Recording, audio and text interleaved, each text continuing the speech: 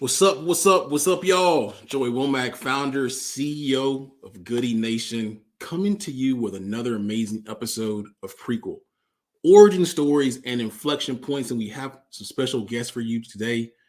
Some of the 2023 Lenovo Evolve Small Award winners. You're in for an absolute treat today as they tell you some of the inflection points, some of the important moments of their lives that showcase what they do today. Okay. And so a little bit about Goodie Nation. We are a post accelerator for diverse founders and social entrepreneurs. We're focused on what we call the relationship gap. Now, this is the lack of connection between entrepreneurs and business influencers, particularly in the innovation economy, right? And so what this means when you're not connected to influential people in business, it means you have less access to customers. It means you have less access to people who can give you advice. It means you have less access to capital. It means you have less access to media and also talent. All this means is that the likelihood of an entrepreneur becoming successful is lower. And what we've seen is that diverse entrepreneurs and also social entrepreneurs from all backgrounds tend to experience the relationship gap at a larger amount than their counterparts, right? And we know that's not good. So at Goodie Nation, all that we do is built around this concept. So we created this podcast so you can hear their amazing stories, right? You can be a little bit inspired. You may want to go and run through a wall or something like that, but also you should be able to see a little bit of yourself in their stories. So sit back, relax. We're going to hop into it. We're going to do some intros, and then we'll get to the first set of stories. So first off, I want to kick it over to my co-host, Casey, for a quick intro. Then we'll go to the entrepreneurs. Casey? Thank you, Joey. Hey, everybody. My name is Casey Willis, and I am a 2023 Goodie Nation Storytelling Fellow. I'm also the founder of Could Be Pretty Cool, an audio production company that makes podcasts about arts and culture, and we're based out of Atlanta, Georgia. Awesome. Can you kick it over to Kris? Oh, I don't think you're on mute. Hi, everyone. My name is Kris Christian. I'm founder of Chicago French Press, and we are the purveyors of freshly roasted and flavorful coffee and hand-blended loose leaf tea, and we're based out of Chicago. Awesome. Caitlyn. Hey, everybody. I'm Caitlyn Vanderhaeghe, the president and CEO of Kidstar Nutrients. We are a clean supplement line for the entire family, and we're based out of Vancouver, BC, Canada. Awesome. The Womanish team. Hey everyone, my name's Dionna. I am the CEO and co-founder of Womanish, and Womanish is an immersive experiential exhibit and community for women. Hey guys, my name is Danyelle. I'm the other co-founder of Womanish, and again, we are an immersive experience that celebrates women. Awesome. Shera. Hello, I'm Shera Fournier, the founder and president of Verón. We make plant-based French macarons with natural ingredients, and we're based out of Los Angeles, California. Nice. Neil. Hi, I'm Neil Hudson. I'm one of the co-founders of Scotch Boyz. I lead sales and partnerships, and Scotch Boyz is a sauce and condiments brand where we're buying the ingredients and manufacturing in Jamaica and selling to the world. Nice. The good doctor. Hi, I'm Dr. Ronak Mehta, the founder and CEO of Nerdbugs. Nerdbugs are the adorable, lovable, anatomical plush toy organs that are on a mission to teach about acceptance and inclusivity, all while celebrating health and wellness. And I am based in Madison, Wisconsin. Nice. And last but not least, we have Megan. My name is Megan Graham. I'm the founder of Ries. At Ries, we make refillable, reusable travel bottles that are made for beauty, and we're based in Brooklyn, New York. Awesome. So let's get into these stories. I want to kick it back over to Kris for the first story. You're up. How'd you get here? What's the origin story, your background, stuff like that? Sure. So my background, originally I'm from Memphis, Tennessee, and my background starts in coffee. And so I experienced coffee at a very young age. Drinking instant coffee with my mom, and I would call it coffee milk. It wasn't even coffee. It was loads of sugar and cream and just a little bit of instant coffee, which wasn't very premium. And so, my love continued over time, and I found myself at as a graduate of Howard University in my first job on Wall Street at Barclays Capital. And I was in the office coffee room, and I was pouring loads of sugar and cream into my coffee just to be able to stay up. We would have these long nights, 3 a.m. in the morning, and I was drinking like 3 cups a day. And I thought to myself, you know, what if there was actually coffee that already was flavored, that I could drink black? And so I challenged myself to drink it black, but I found myself in my kitchen adding real ingredients to my coffee beans and blending it together, like fruits and nuts and cocoa, to achieve a sweeter, more flavorful taste. And although the first batch was not the greatest, I knew that I was on to something, but I was in a completely different industry and had no idea how to. And so fast forward, I quit my job to begin a marketing agency, which is so random. So my story is it seems to be all over the place, but I realized it really set me up to where, you know, I am today. And so I did this integrated marketing agency, which I actually still own, called Fame Integrated Marketing. And I provided my services to my friends who were creating startups at the time. Many had packaging products and were trying to become retail ready. And I found myself in the e-commerce space, learning everything about online businesses and branding and marketing and full campaigns. And eventually I transitioned in 2017 back to the idea in 2012 that I had in the office coffee room, and it became Chicago French Press. And so we have since developed over 25 different collections or blends rather, of unique flavors like coconut cream and maple pecan and chocolate blueberry, which is my favorite, Snicker cinnamon cookie. So these really unique flavors that don't require much sugar and cream. I add just a little drop, you know, if I'm feeling spunky, but other than that, the coffee is really great. And we've been able to basically create a national brand. Our mission really is to spread the word to households nationwide. And so we're sold on Target.com and Target stores in the Chicagoland area. On QVC, I make often appearances there, and Amazon. And we also have a brick and mortar location in downtown Chicago and expanding. So I'm excited about all the opportunities and being a part of this amazing community of like minds. I love it. I love it. So a few things. One, shout out to Howard HBCU. Even though in the FAMU it's all good, right? Got a lot of great friends from Howard. That being said, I also have some cousins that went to the other HU, so Hampton. So they may you know, fight you on that one. But I love. It's all good. It's all good. The other thing, you know, I know that the marketing agencies, you know, set you up for success, and I know you had some pretty high profile clients and stuff like that. You could share that story maybe now or later. Yeah. And we got a good amount of people in Chicago. And also, I would say that I too used to be along with my mother, and in particular, when I was much younger, going in the break room while she was at work and drinking some coffee and stuff like that. So they shouldn't have had us doing it, but you know, hey, I was like 10 years old, but hey, exactly. same age. Okay, so how can people get in contact with you? So they can find me on Instagram, all social media platforms at Kris D Christian and Chicago French Press, and then of course ChicagoFrenchPress.com. Nice. Okay, let's go over to Canada. Caitlyn, what's that story? Hey, everybody. I'm actually really excited about this French press. I think that needs to make it to Canada too.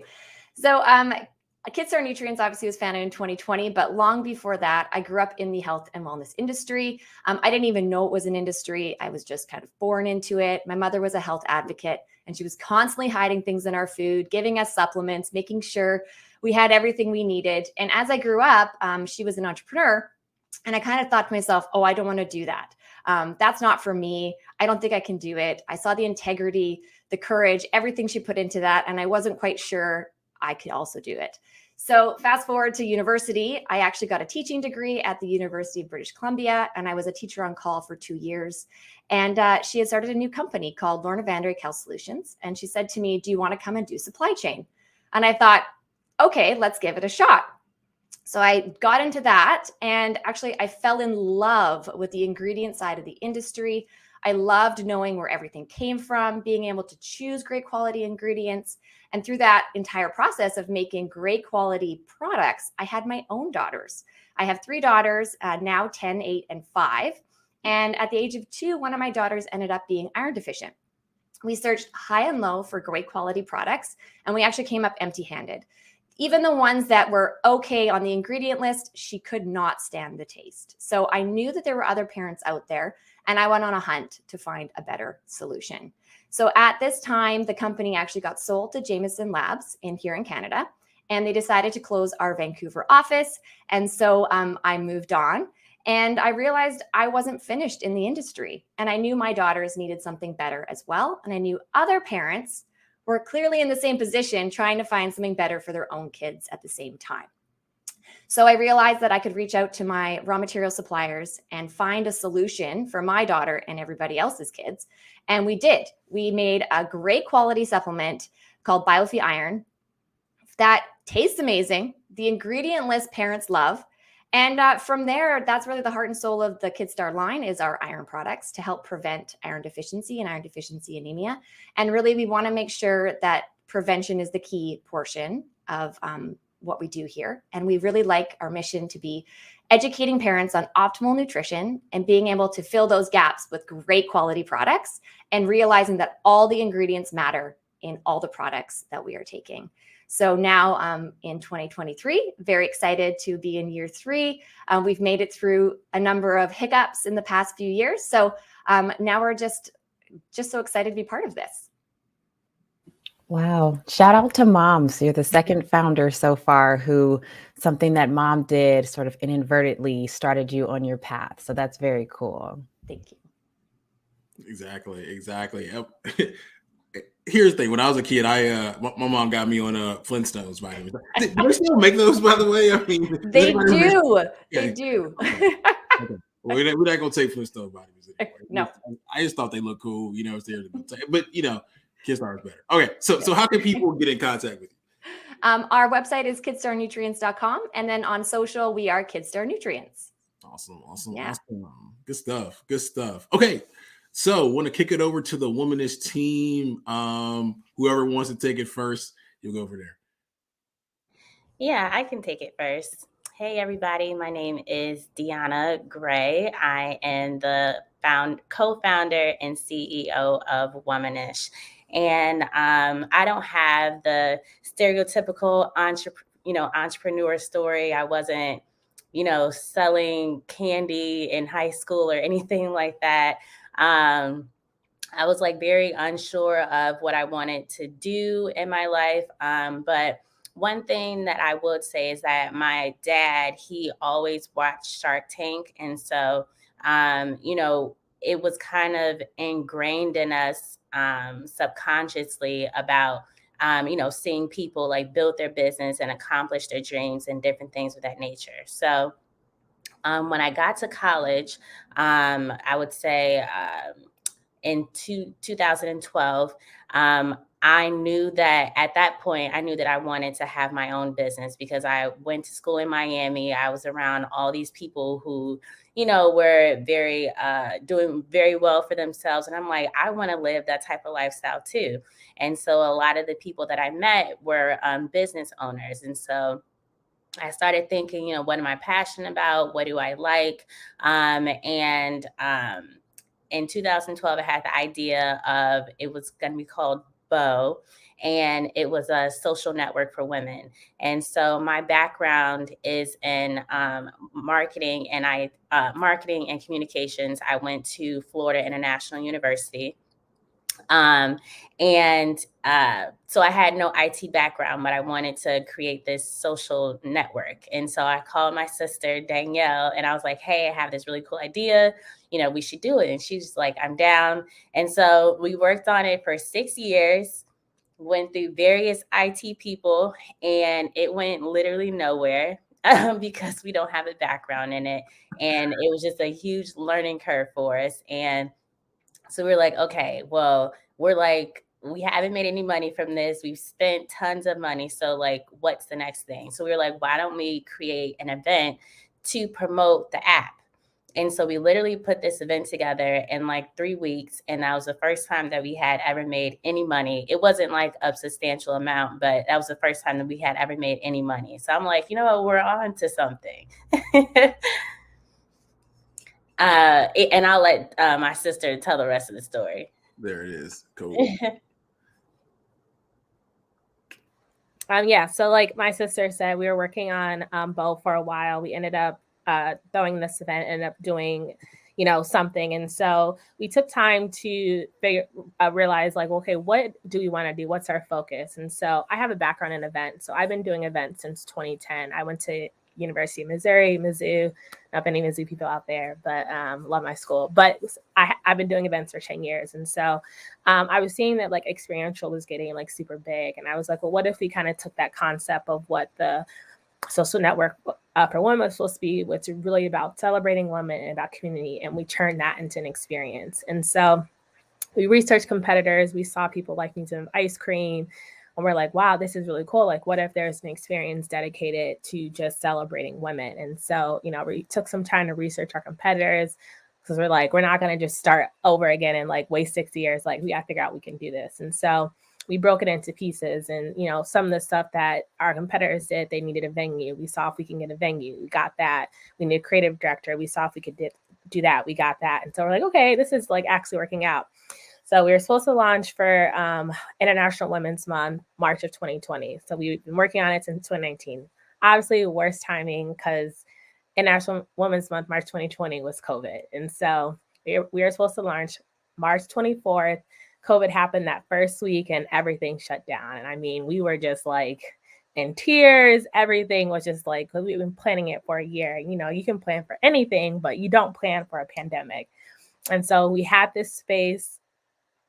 We were downtown Chicago, this 40,000 square foot space, halfway built out. And we're like, what do we do? Like, do we continue or, but we ended up pressing on, open up September 2020, ended up selling out for like, well, the first day we had like 10 tickets sold. Like, we're like, okay, this might not work, whatever. It ended up at the end of the month, we ended up having like 3 months sold out. So it ended up working out really well. And so we did a location in Chicago, did a location in Miami. And so, now we're working to open up a location in Atlanta, and that is our origin story. No, I love it. I love it. One, Florida colleges, connections there. And I love the part about Shark Tank, right? I love the learning and, kind of just, man, that's awesome. That's awesome. Personally, I have an event background myself. I mean, and also the resilience there, right? Because COVID hits even before you start, most people would have packed it up, right? It's a lot of resilience. And, this spun out of, essentially a failure, like the social network, right? Which is fine. I mean, you think of like some of the biggest and best companies out there, the Twitters and Instagrams of the world, and a bunch of other companies spun out of, failed first time experiments, essentially. So good stuff. Good stuff. Okay. So how can people get in contact with you all? Yeah. So my personal social is Dionna Lachelle. And then our business social is at Womanish Experience, and that's Instagram. And then our website is wearewomanish.com. Nice. And then for me, my social is at Danyelle.gray on social. Cool. All right, cool. So let's go over to the West Coast of the U.S. at least. And Shera, what's your story? Thanks, Joey. So I guess I started off also not thinking about being an entrepreneur or starting my own business. I had my degree in applied mathematics from Loyola Marymount University, and I always wanted to be an actuary. So I worked for an actuarial consulting firm for about 6 years, spending years taking the exams you have to pass for that, and didn't enjoy that part of it, but I did like the numbers. And I had always been vegetarian. I grew up raised vegetarian, and I had wanted to become vegan for a long time. I also experienced a lot of issues with gluten growing up. So I was a gluten-free vegetarian, and I had encountered macarons. I loved macarons. They were so elegant to me, and I just loved the taste of them, and I loved enjoying them. So in my journey to become vegan, I had kept trying out veganism and not sticking to it. I love my sweet treats. And on one occasion, wanting to really stick to it, I thought to myself, what was the one thing I was going to miss when I became vegan? And of course, it was macarons. So I went online in search of a vegan macaron, and at the time, nobody made them. So I thought to myself, okay, I can just do this myself. I'll figure it out.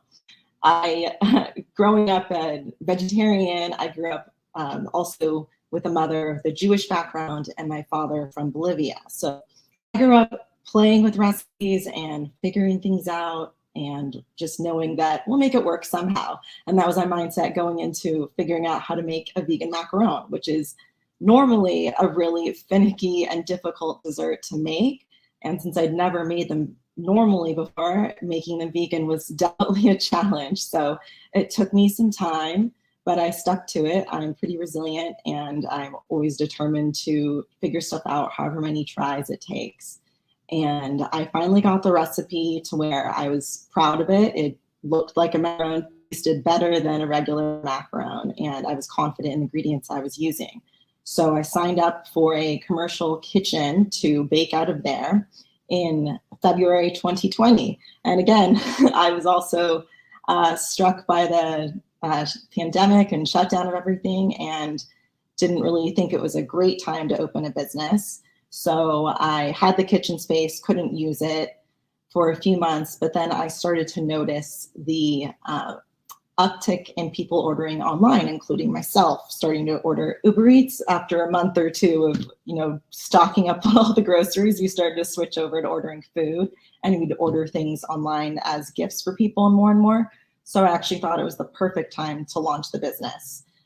So in July 2020, I finally got into my kitchen and started preparing to test things out in that kitchen and launch. So we launched in September 2020, and we just launched with our website, didn't pay for any marketing, just utilized the amazing features of Instagram back then before all the algorithm changes. And the vegan community is really gung-ho about supporting one another, and we really felt that support. We just grew really organically through social media, and that's all we did was promote there and shipped nationwide for the first 5 or 6 months of business until the next year in early 2021, people kept reaching out, asking us to participate in pop-ups and also to sell our product. They wanted we wanted us to wholesale our product to them, different cafes, vegan bakeries, vegan grocery stores.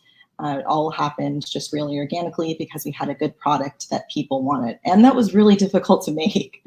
So even vegan bakeries come to us because they don't want to try and make vegan macarons. So now we do our wholesale. We sell to about 30 stores nationwide. We ship nationwide, and we will be opening our first brick and mortar location, hopefully in the coming weeks here. We're just finishing up inspections. I love it. I love it. Again, another example of resilience, just because of the pandemic and stuff like that. And also just, I love your stick-to-itiveness to develop a difficult product, I'm sure, to create. How can people get in contact with you? Yes, our website is theveron.com, and our Instagram is the Verón Macarons. You can always DM us there or check out our products online. Awesome. All right, Neil, we'll take it over to you, sir. You know the drill at this point. What's your story? All right. Hi, everyone. Neil Hudson, co-founder of Scotch Boyz. I lead sales and partnerships. So grew up in Jamaica. When I was 18, had the bright idea to go to school in Boston. Anyone who's been to Boston knows it's not the warmest place. So every chance I could get, once a year, I'd go back to Jamaica, and my friends and I, we'd have just grill-offs. We'd cook. Some friends were abroad, so we'd always get together and cook, just see who would be the best chef. So when I graduated from UMass Boston, I moved back to Jamaica because I missed it terribly. I missed my parents. I missed my friends. Actually went to law school. And while in law school, there was a barbecue grill-off competition. And we said, we all said we can cook, but instead of competing against each other, let's actually compete against other teams. So my 3 friends and I, we entered a barbecue grill-off. To everyone else's surprise, not ours, we came first in 2 categories. But from there, I got a reputation as like, Neil, I knew you had some sense, but the last thing I could think was that you guys could actually cook. And your sauce was amazing. And, the name that we actually chose came from my co-founder, Drew's sister, because we were cooking with a sauce made from Scotch bonnet peppers. And Drew's sister, Jordan, said, might as well name yourself Scotch Boys. So months after the grill off, people would say, boy, Neil, I didn't know you could cook. And they kept asking me for the sauce that I made. So, we get together and we whip up a batch and give it away to friends. And one of my friends said, Neil, you need to stop giving this away. You need to actually package this and sell this. So we said, you know what? I think you have a great idea. So that's what we did. So we found a contract manufacturer in Jamaica. We're buying the ingredients for the sauce from over 200 small farmers. Everything that goes into the bottle is sourced only in Jamaica. And, we're doing well in supermarkets, gift shops. We're in the airports in Jamaica. And we said, there's not much of a Jamaican presence on mainstream shelves in North America. So we said, let's target that. So we've had, some hiccups. One thing I said about having a group of co-founders is that fortunately, all 4 of us don't want to quit on the same day. But, we've had some successes. 2020, we were on QVC. With COVID, really ramped up the online store. So really saw a huge uptick in our Amazon orders and our own website. We are in about 200 stores in the Greater Toronto area. We got into 600 stores in Europe. We're in the UK, Poland, and Germany. We're in some small mom and pop stores here in the US. But in April, we'll be in 300 stores in a major retailer. So when you see it, look out for it. But again, we play off of each other's strengths. So I have even went to law school, I think my forte is in talking. So I have a background in, pivoted that into sales. My partner, Drew, has his MBA. So he really runs logistics. He's on the ground in Jamaica. Matthew has a background in hospitality, went to FIU, did hospitality. So lean on him for partnerships and how we're creating our campaigns. And Kamar, he designed the logo for the aprons that we use when we enter that barbecue grill off. And he's been with us ever since. He has designed our labels, has really been, the artist behind what we think is a good production and a good representation of the best ingredients of Jamaica. So that's Scotch Boys in a nutshell. I love it. Hold on. Dionna, do you know the other co-founder? See, I don't cool, right? We'll talk about relationships matter. We gotta at least create some synergy there. Maybe cross may have passed. You never really know. Okay, other thing too, I think is super cool, right? 4 friends, right? That's special. That's special. For y'all to be friends, work together, grow up, and so on and so forth to produce something amazing, man. Good stuff. Okay, so how can people get in contact with you if they want to purchase or support or do whatever? Sure. At Scotch Boys with the Z, BOIZ is our Instagram. My personal IG is my name backwards. So it says Hudson Neil, 2 N's. And, hit us up on social and Amazon.com. And, when we're launching in retail, we're going to be in about 10 states. So if you see it, take a picture, post it, tag me. Awesome. Good stuff. Okay, cool. Got 2 more founders to go. This is awesome. See, I'm seeing connections, Chicago, FIU, parents, and coffee, and all kind of resilience during the pandemic. Okay, Ronak, good doctor, your turn. Hi, everyone. So my background of being a physician, a family medicine doctor, was kind of the backbone of why I started Nerdbugs.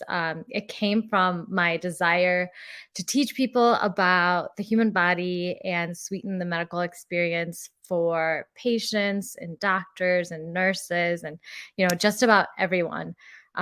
And what really initially started as an idea of a quirky and educational get well gift, I think has just taken a life of its own and just evolved into something so much more.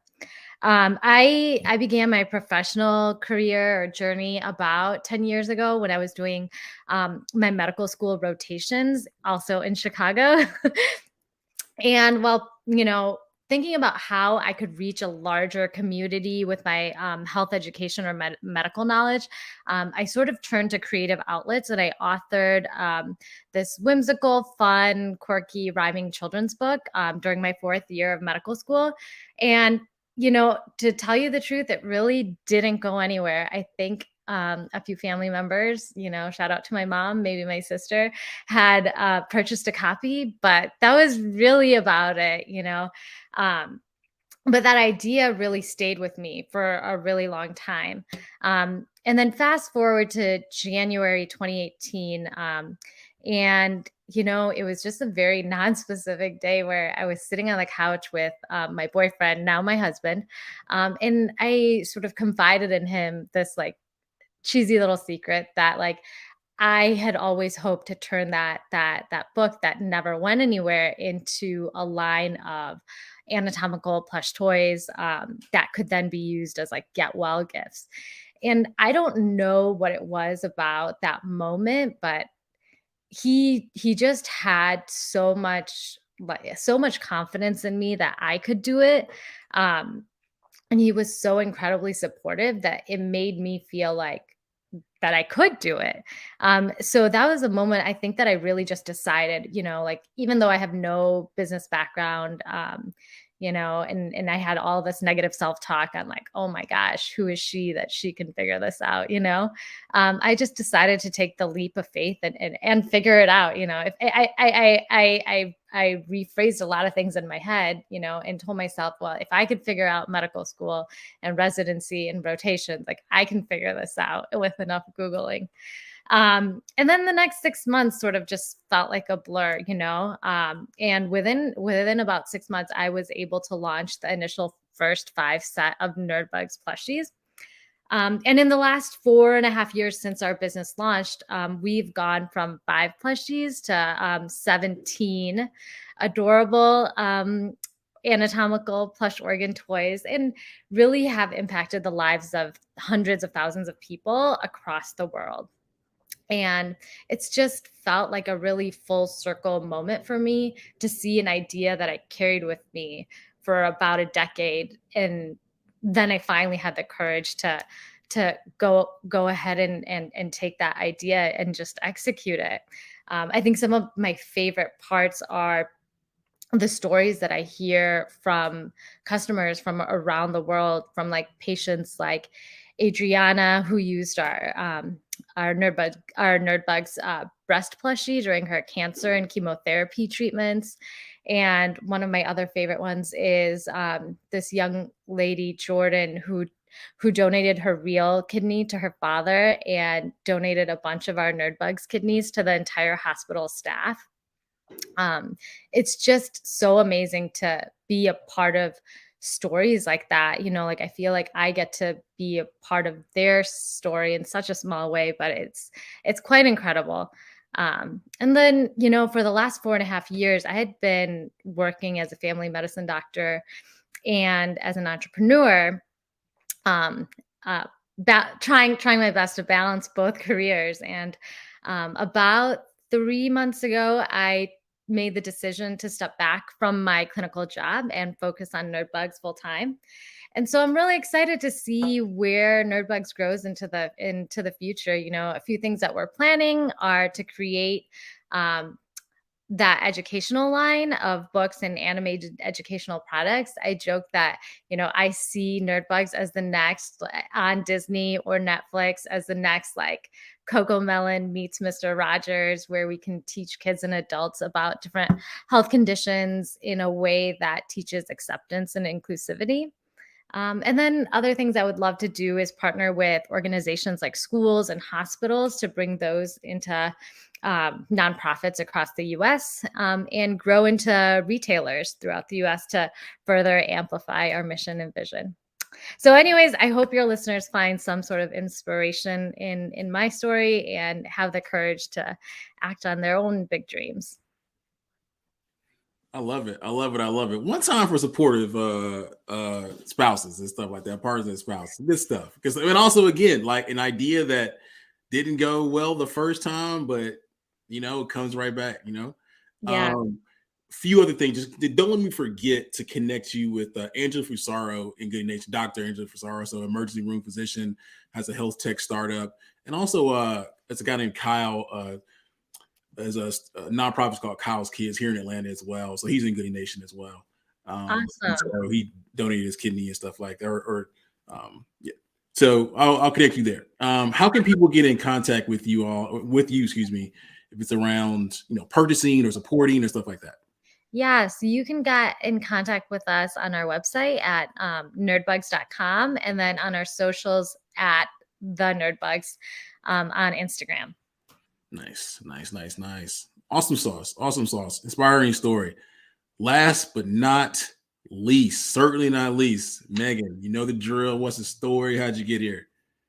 Thank you, Joey. Well, first of all, I love all of these stories. I feel like I've got my tabs open, ready to get my hot sauce and my vegan goods and my coffee and everything. So I love being here and I love hearing from everyone. But I'm going to end our, Florida educational tour. I went to Florida State and I graduated with a degree in textile sciences. And that led me to New York, where I started working in trend forecasting.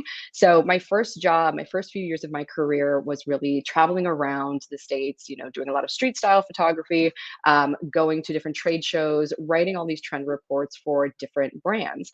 But when I would travel, I would have to bring all my kind of curly hair care with me.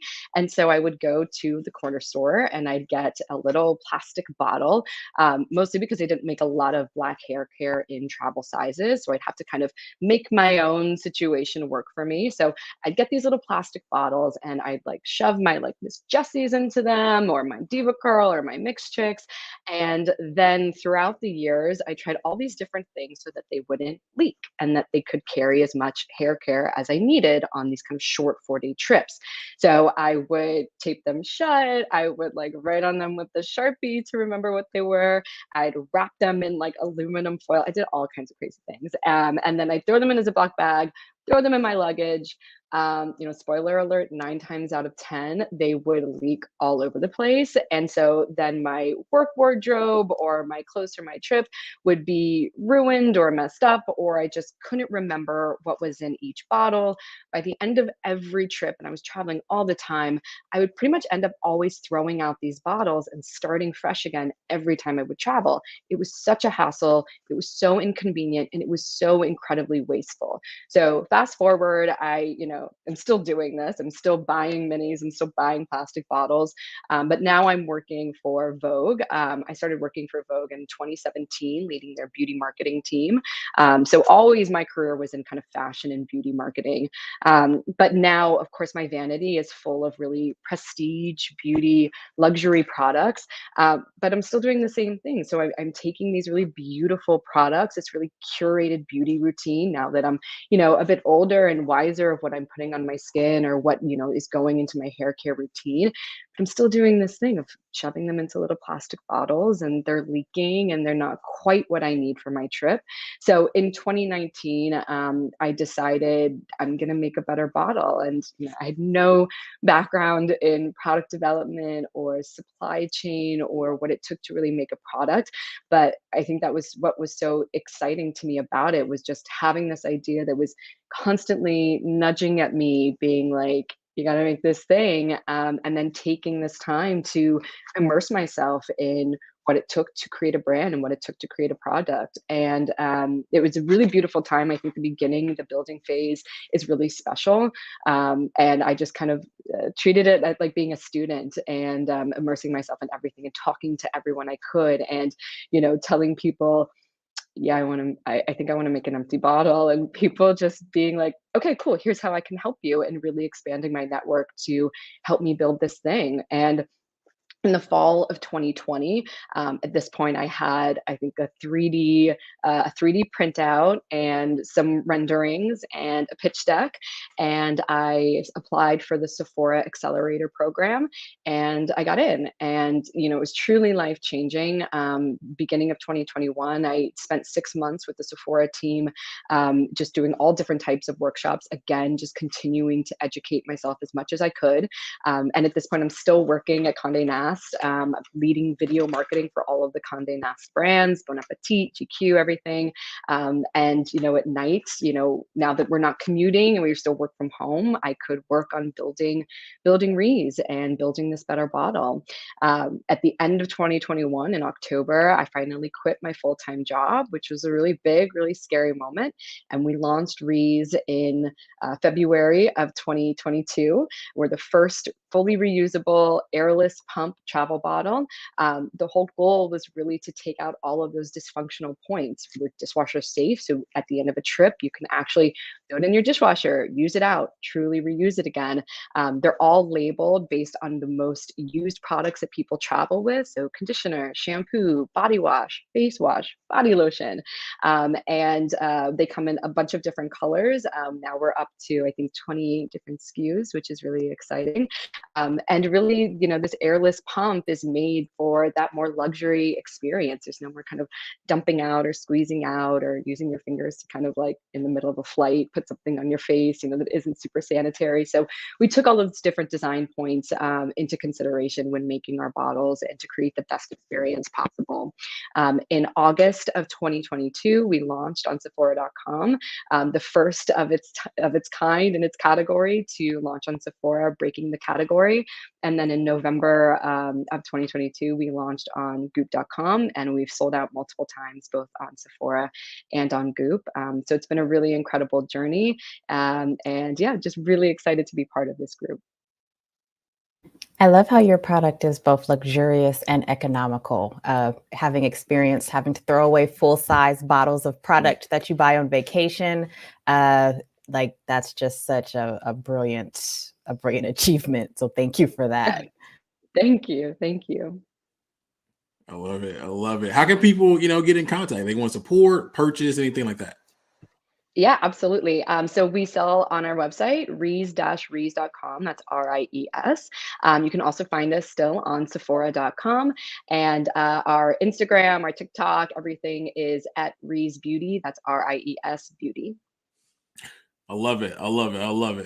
Okay.